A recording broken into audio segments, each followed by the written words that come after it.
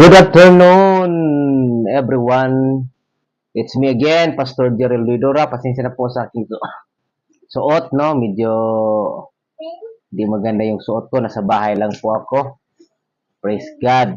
Kaya komportable ako dahil yung suot ko ay pang bahay lang. Praise God. It's coffee time.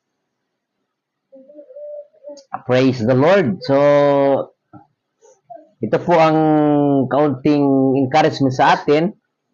Sabi ng Matthew 16 verse 26, for what will it profit a man if he gains the whole world and forfeits his soul?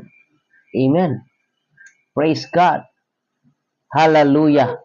What a verse, mga kapatid, no?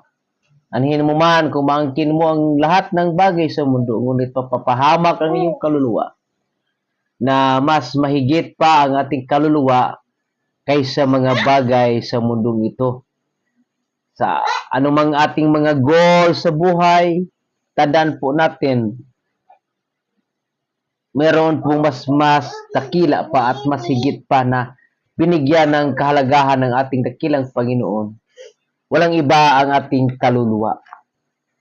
Hallelujah. That's why sa ating buhay, mga kapatid, kinakailangan natin na paglingkuran ang ating dakilang Panginoon dahil yun ang kailangan natin na mapangalagaan yung ating kaluluwa.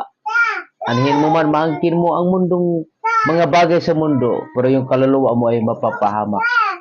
Kaya nga sa Matthew 6 verse 33, but seek ye first the kingdom of God and His righteousness, and all these things shall be added unto you. Thank you very much, mga kapatid. Hi to them. Thank you for watching.